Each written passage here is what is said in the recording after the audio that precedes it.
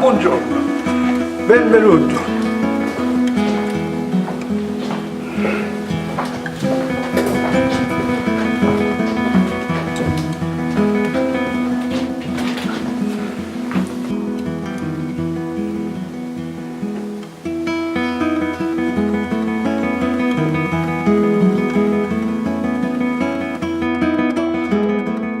Ici, nous nous trouvons dans notre habitation actuelle, où nous sommes vraiment très heureux, ma femme et moi, à Monterkorch. C'est même écrit dans mon livre que je l'ai écrit uniquement pour transmettre ma vie, comment que je l'ai vécue. Ma fille me disait, « Papa, tu me l'as déjà raconté tant de fois, écris-le. » C'est comme ça que le livre est né.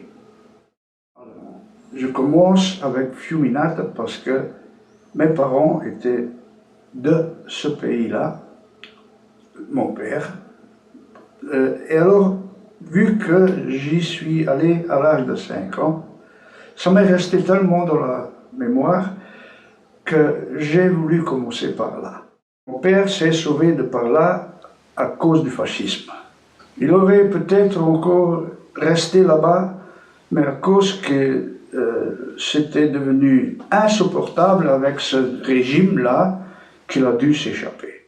Là, oui. On voit donc le premier travail que mon père il a fait à l'usine de Differdange, et c'était pas facile. Là, c'est où qu'il a changé à partir de l'usine qu'il est allé travailler en mine au Tillenberg, à Differdange aussi. Nous nous trouvons sur le plateau de la minière Tillenberg.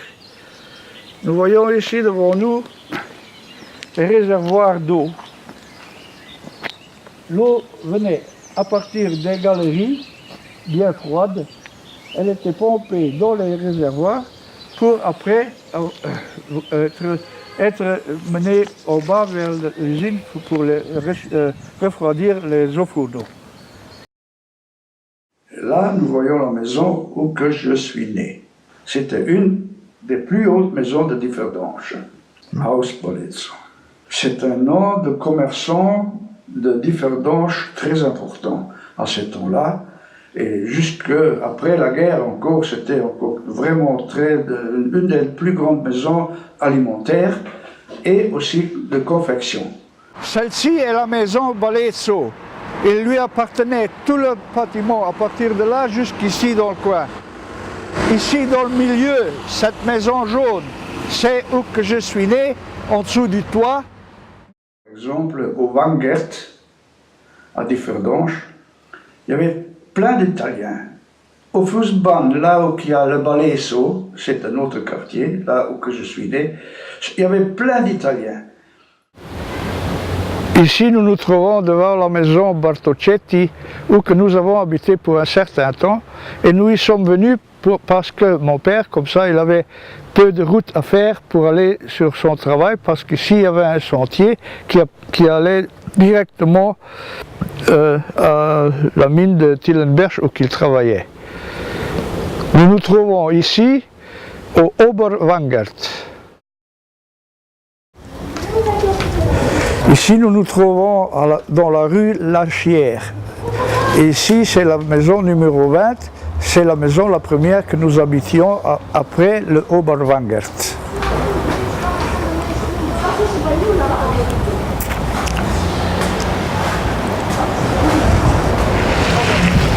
Ça, c'est le fleuve Chière, qui une fois était beaucoup plus important.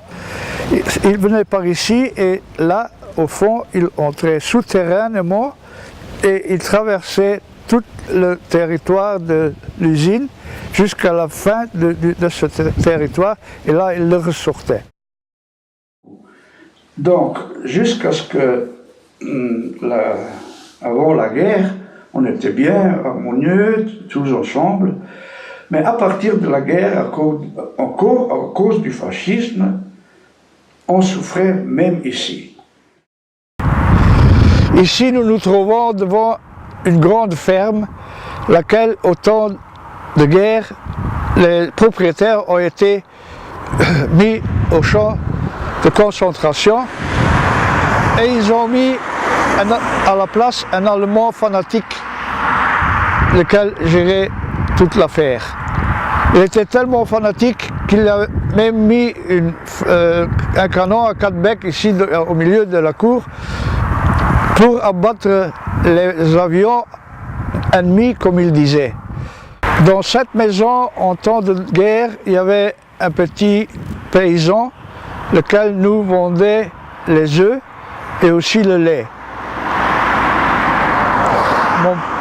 Mon père est venu une fois le chercher et il a été arrêté ici au croisement par les Allemands et maltraité pourtant toute une journée.